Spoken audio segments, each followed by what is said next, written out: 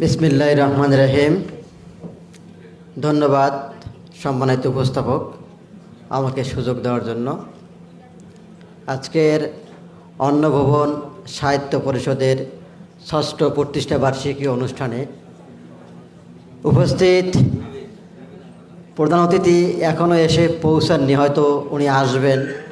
প্রধান আলোচক হিসাবে আছেন আমাদের প্রিয় মানুষ, প্রিয় কবি, জ্ঞান তাপস প্রাকৃত স্বামী রবীন টিটন ভাই আছেন। বিশেষ অতিথি হিসাবে কবি, গবেষক, সম্পাদক মাহমুদুল হাসান নিজামী ভাই, এছাড়াও অনেক গুণীজন মঞ্চে আছেন।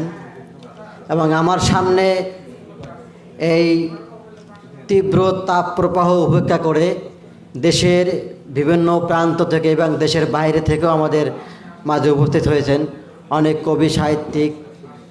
সবাইকে আমার আন্তরিক শুভেচ্ছা এবং ভালোবাসা।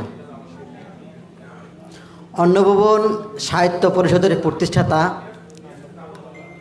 আমির হোসেন ভাই আমার অত্যন্ত প্রিয় মানুষ, আমার প্রিয় ভাই। আমি তাকে বড় ভাই বলে সবসময় সম্বোধন করি। তার আজকের এই আয়োজন অত্যন্ত সুন্দর এবং নান্দনিকভাবে ফুটে উঠেছে। যদিও তুলনা অনুযায়ী তেমন দর্শক নেই। আসলে দর্শক থাকবে কি করে? বর্তমান যে সাহিত্য, এর দিকে তাকালে আমি অনেক কষ্ট পাই, নিজের কাছে নিজের লজ্জা লাগে।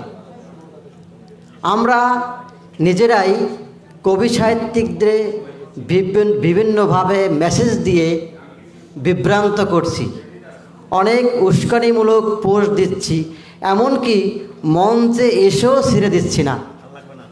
যে যেমন পারছি বলছি। আসলে কথা বলতে পারলেই বলা যায় না, অনেক সময় একটু সহনশীল আচরণ করতে হয়। আজকের এখানে অনেকেই প্রথম পর্বে খুব জ্ঞান গর্বমূলক আলোচনা করে গেছেন।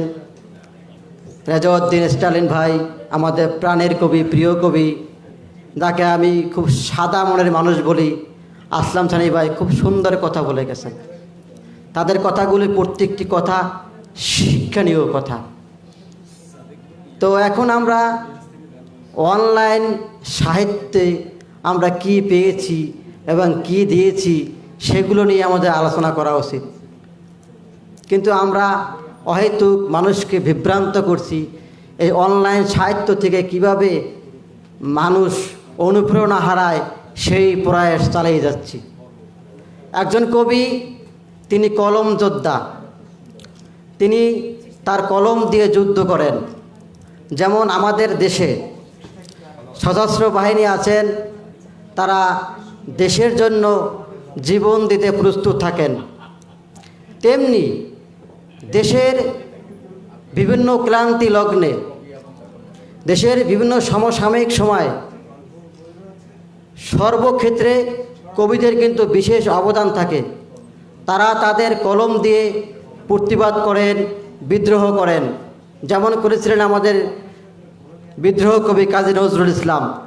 কিন্তু আমাদের এই বর্তমান সময়ের কবিরা সেভাবে লিখছে না, লিখতে পারলেও লিখছে না। লিখছে আমাদের প্রথম পর্বের অনেকেই বলে গেছেন, আমরা মানুষকে তোষামতি করি, মানুষকে খুশি করি, কীভাবে একজন মানুষের কাছ থেকে কিছু ফায়দা নেওয়া যায় সেই চেষ্টায় তাকে নিয়ে কিছু লেখি।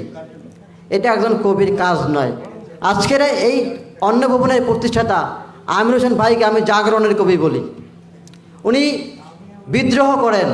আমি মাঝে মাঝে বলি, বড় ভাই এভাবে যদি আপনি লেখেন যদি কোনো সমস্যা হয়। উনি বলেন যে আমি কোনো ভয় পাই না। একজন কবির যে শক্তি, কলমের শক্তি, সে শক্তি দিয়েই আমি লিখি। কি হবে ওটা ভাবলে কবি হওয়া যাবে না। একজন কবির কথা।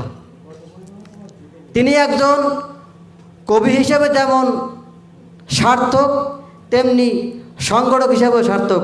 আজকে তার পুরো ফ্যামিলি এখানে, ভাবি আছেন, তার ছেলে আছেন, তার মেয়ে আছেন। আমি ঢাকায় 3টি অনুষ্ঠান করেছি। টিটন ভাই সহ নিজামী ভাই এরা ছিলেন, রুনা আক্তার, স্বপ্না আপু ছিলেন। বড় বড় কবি সাহিত্যিক আমার অনুষ্ঠানে এসেছিলেন, কিন্তু আমি আমার পরিবারের একজন লোককে আনতে পারিনি। অনেক চেষ্টা করেছি।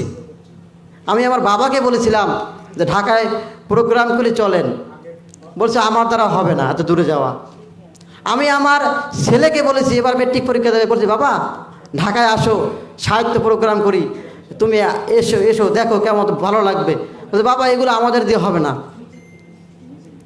তো আসলে সেদিকে উনি সার্থক। আমরা অনেক কথা বলি, কিন্তু মানবতা নিয়ে কোনো কথা বলি না এবং কাজও করি না। মঞ্চে অনেক লম্বা লম্বা বক্তব্য দিই।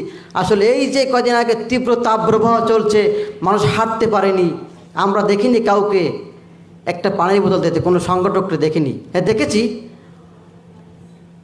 বলতে হয় আজকের সোহাগকে দেখেছি, আমাদের সোহাগ ভাই উনি দিয়েছেন, আপনার মেলা থেকেও আমরাও দিয়েছি। কিন্তু মানবতার কথা বললে হবে না, মানবতার কাজেও এগিয়ে আসতে হবে। এটাও একজন কবি এবং সংগঠকের কাজ। আপনারা সবাই ভালো থাকবেন, আপনাদের সুখময় কামনা করি, মঙ্গল কামনা করি। আজকের অনুষ্ঠান সফল হোক, সার্থক হোক, এই বলেই আমি আমার সংক্ষিপ্ত বক্তব্য শেষ করছি। আসসালামু আলাইকুম।